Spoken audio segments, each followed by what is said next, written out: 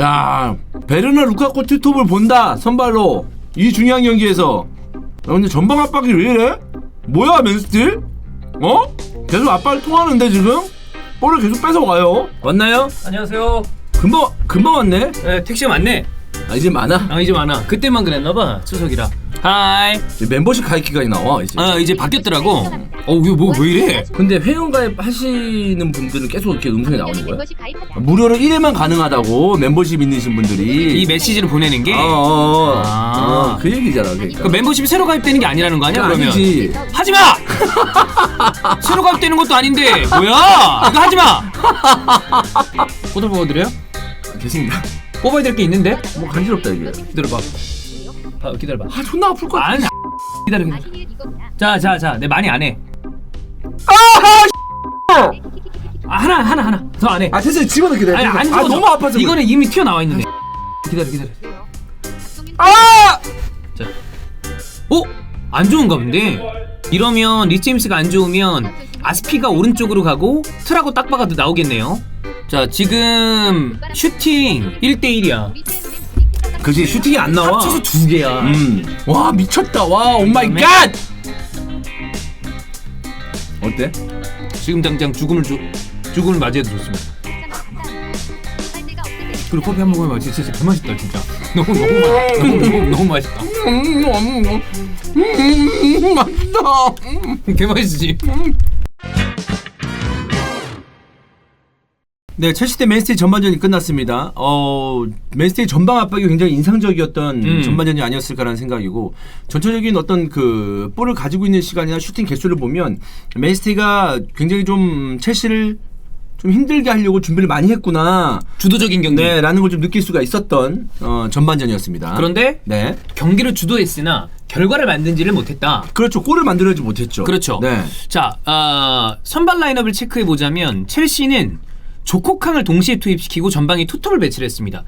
저희가 출입회 때 이선 자원들의 좀 분발이 필요하다고 그랬는데 이선 자원을 과감히 빼면서 뭐 굳이 따지자면 조금은 더 이 뒤쪽에 안정감을 줄 수 있는 라인업을 가지고 나왔어요. 물론 리스 제임스가 부상으로 중도에 빠지면서 아스필리쿠에테가 오른쪽으로 가고 티아고 실바가 들어오는 어떤 중간의 과정은 있었습니다.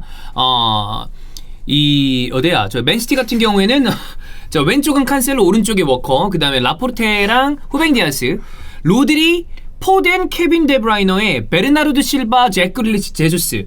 근데 잭 그릴리시와 제수스가 측면으로 빠지고 로드리가 뒤쪽으로 받치는 상태에서 케빈 데브라이너, 베르나르도 실바가 좀 여러 지역을 분포로 두면서 이 경기적인 영향력을 끼치고 케빈 데브라이너와 필 포든이 좀 공격적으로 나서려고 하는데 그게 쉽지 않아요. 쉽지 않아요. 쉽지 않아요. 네. 슈팅 개수가 1대6입니다. 첼시가 1개, 맨체스터 시티가 6이거든요. 그런데 유효 슈팅 개수가 둘 다 빵빵입니다. 그러니까 결국 저는 이렇게 봅니다. 그러니까 방금 채팅창에서 나왔는데 뭐 전체적인 분위기를 보고 맨시티가 좀 주도하면서 첼시를 뭐 압박했다라는 느낌인데 뭐 저는 그래요. 그러니까 뭔가 압박을 하는 데 있어서 가만히 가드를 올리지 않고 이렇게 뭐 맞으면 쳐맞는 건데 그렇지. 사실상 막 때리고 있는데 다 가드를 하고 있어. 이렇게 다 막고 있단 말이야. 나나나나나나나나나 이렇게 하면 그러다가 갑자기 뭔가 틈새 보였을 때 뻑 하면 이게 문제가 생기거든. 그러니까 약간 그런 느낌이 듭니다. 그래서 또 투엘의 첼시이기 때문에. 예.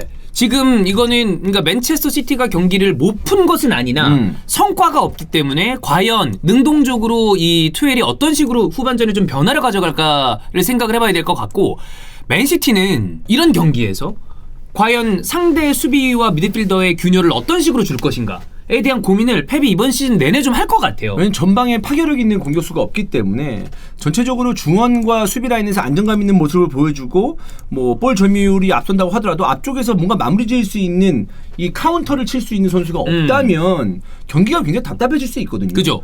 오늘 경기 전반전이 전 그랬다고 봐요. 사실. 주도했으나 뭔가 결정짓지 못하는 뭔가 비싼 스트라이커들이 할 수 있는 그 특유의 그 DNA, 득점에 대한 DNA가 있잖아. 뭐 풀리지 않았을 때 빡 해버리는 거. 갑자기 튀어나와서. 지금은 없고 있었을 때도 부상 때문에 아쉬웠지만 사실 아구에로가 들어왔을 때 어떤 기대감이라거나 물론 뭐 커리어 말미, 맨체스터 시티 말미에는 이제 부상당하고 그러면서 좀 그런 게 많이 낮아졌지만 어쨌든 그런 부분 때문에 해리케인은 원했었던 건데 못 산 거 아니야.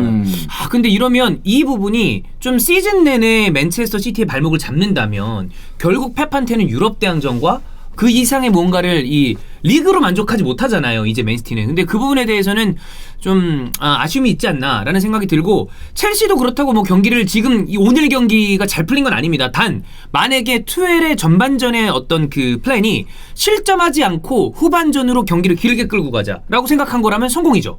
뭐가 그러니까 뭐 목표인지 모르겠지만 결국 이제 우리가 전반전 그 리뷰를 할 때 이렇게 말할 수 있는 이유가 뭐냐면 첼시와 맨시티이기 때문인 거예요. 만약에 다른 팀이었다면 예를 들어서 어떤 뭐 중하위권 팀들이다라고 했을 때 오늘 맨시티 상대로 수비 잘하네. 그렇죠. 근데 어느 순간 또 무너지겠지. 라는 생각으로 쉽게 할 수 있는데 이 맨시티의 상대팀이 첼시이기 때문에 이거 맨시티가 효과를 못 내면 후반전에 좀 큰일 나겠는데 이런 생각도 자연스럽게 들고 네. 반대로 첼시 팬 입장에서는 이렇게 어쨌든 맨시티가 좀 생각을 단단히 먹고 우리 압박했는데 잘 버텨냈으니까 후반전에 뭔가 해결책이 나오겠지라는 기대감을 가질 수 있는 그런 전반전이었다. 저는 네. 이렇게 볼 수 있겠습니다. 어쨌든 투엘은 내려앉아서 이 투톱만을 남겨놓고 했던 플레이에서 실점하지 않는 어떤 소기의 성과를 거뒀고 맨시티는 경기를 주도하고 있지만 득점을 못한 것이 아쉽다. 후반전에 펩도 이 경기 이겨야 될 거 아니에요. 후반전이 재밌을 것 그러니까 같아요. 뭘 할지 좀 궁금해요. 어떤 후반전 식으로 뭐 재밌을 것 페라를 집어넣든지 아니면 리아드 마레즈를 쓰든지 어떤 방식의 변화를 투엘뿐만이 아니라 펩도 줘야 되니까 좀 기대를 보죠. 기왕이면 그 여러분이 이제 그 또 네이버 게시판도 없어지고 어떤 화력을 집중시킬 데가 없다는 걸 제가 알고 있어요. 축구 팬들한테 사실 이렇게 싸울 때가 필요하긴 해. 그리고 만약에 싸울 거면은 저기 덕현이 커뮤니티 가서 싸워. 덕현이 개인 채널 있잖아요. 거 가서 싸워. 거 가서.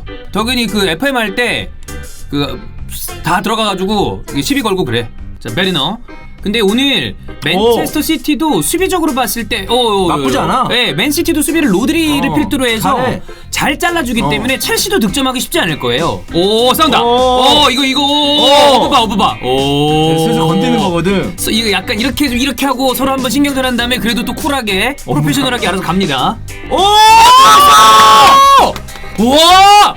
그래서 이런 게 제수도 어쨌든 스트라이커라고 볼 수 있잖아. 공격수지 원래가. 그러니까 저런 선수가 필요하다니까. 와 어떻게든 만들어내잖아. 야 근데 이게 요동통통통 이렇게 요상하게 가고 들어가네. 야 발바닥으로 약간 페인팅 주는 게 너무 그래. 좋았다. 막 이게 짝짝짝짝짝짝 잡으면서 와! 야 거의 옆에 스쳐가지 않았냐? 막았어. 이게 막았네 맨디가. 카셀루. 저 틀딱맨 와 진짜 존나 쩐다.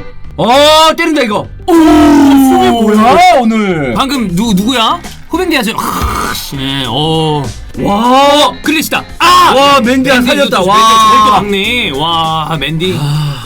네 첼시와 맨시티. 와 맨시티가 잡아냈어요. 와 나는 되게 힘들다고 봤거든. 첼시가 되게 토트넘전에서도 극강의 모습을 보여줬기 때문에 그래서 전방에서 무게감이 좀 많이 좀 다르잖아요. 네네네네. 양팀 그래서 힘들다고 봤는데 맨시티가 이걸 이겼어요.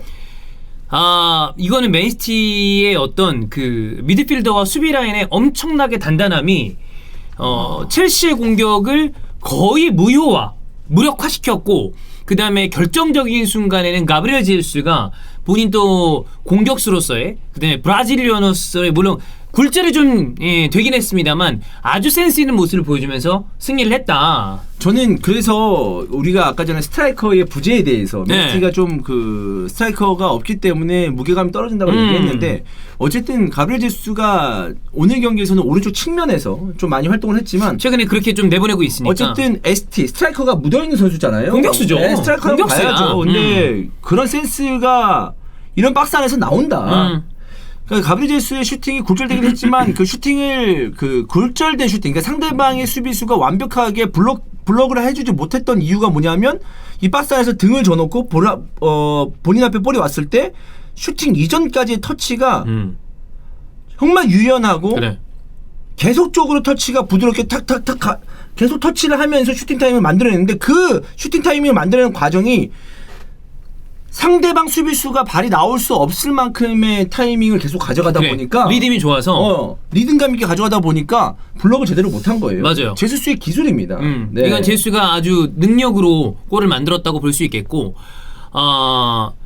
아까 미드필더와 수비진의 어떤 힘이라고 말씀을 드렸는데 수비진의 어떤 활약으로 본다면 후빙디와사 라포르테가 결국에는 루카쿠랑 베르너로 완전히 묶어놨고 그다음에 로드리와 베르나르도 실바는 첼시에 나중에 카이 하베르츠가 투입된 거, 그다음에 뭐 미드필더든 공격수든 어떤 그 첼시의 공격을 1차로 그냥 아예 무력화를 시키니까 고립되어 있는 공격수들을 후벤 디아스랑 라포르테가 그것만 막으면 되게끔, 아마 모르긴 몰라도 이 경기에서 골은 제수가 넣었지만 많은 맨체스터 시티 팬분들이 맨 오브 더 매치는 베르나르도 실바다라고 얘기하시지 않을까.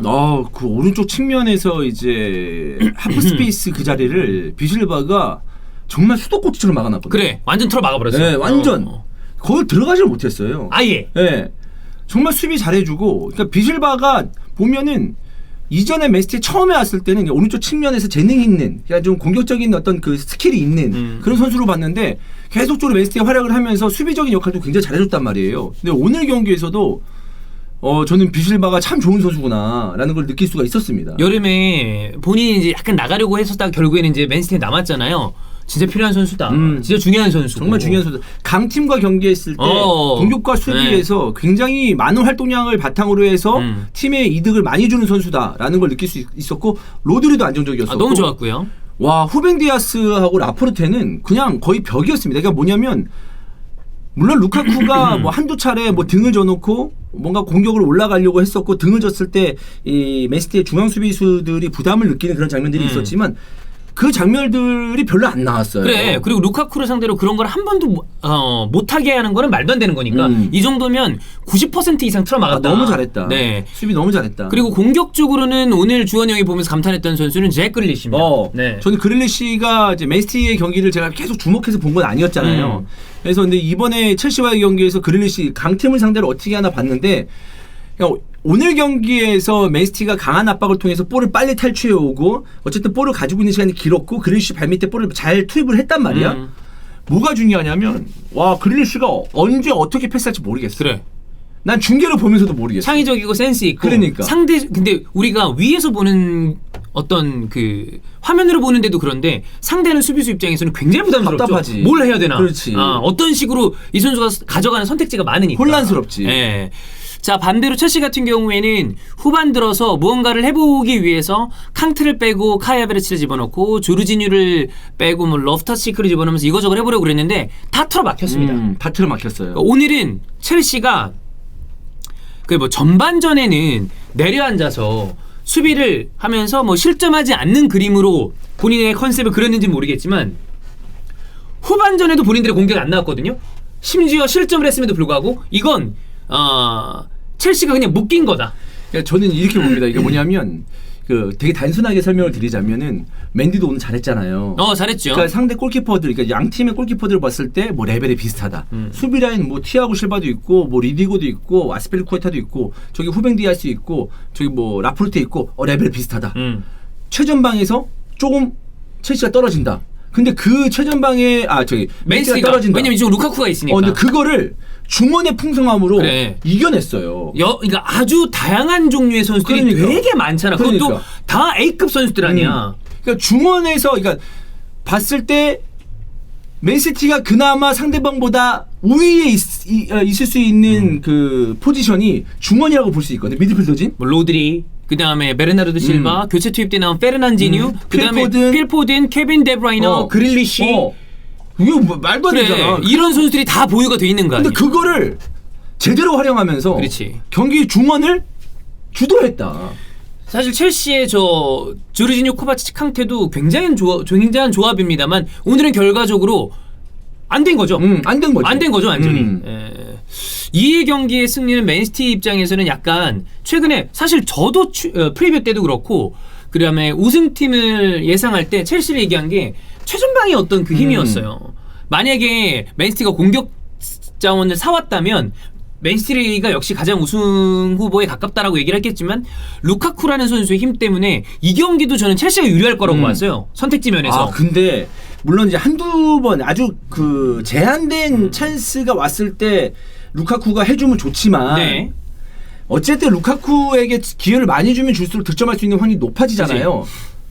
근데 맨시티가 루카쿠가 득점할 수 있는 확률, 즉 루카쿠 발밑에 볼이 좀 배달이 안 되게끔 양질의 패스가 들어가지 않게끔 잘 제어를 해주다 보니까 다리가 끊긴 거야. 보급을 못 받는 거야 루카쿠가. 그러면 뭐 아무리 루카쿠라도 뭐 어떻게 안 수를 오는데. 쓰나. 저렇게 수비가 단단하게 있는데. 그러니까. 그래서 이 프리뷰 때 저희가 말씀드렸던 거는 첼시의 이선장을에 대한 어떤 불안감. 하카이 하베르츠든 메이슨 마운트든 뭐 지에의 오도이 플래식 모두 다 최근에 아주 날카로운 모습을 보여주지 못하고 있다는 얘기를 들었는데 그게 발목을 잡은 모양새가 되지 않았나라는 생각입니다.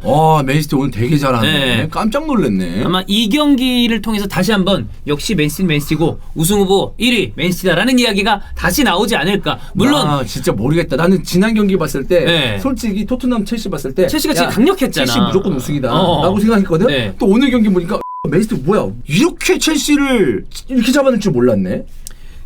이러면서 역시 또 챔피언스리그 강력한 우승 후보 중에 두 팀이 들어갈 것이다. 네. 지난 시즌 결승팀 아니에요. 괜히 이 두 팀이 뭐 유럽에서 가장 강력한 팀들로 꼽히는 게 아니니까 그렇습니다. 그렇습니다. 네. 대단합니다. 자, 뭐 이 경기는 여기까지 얘기를 하면 되겠습니다. 네. 고맙습니다.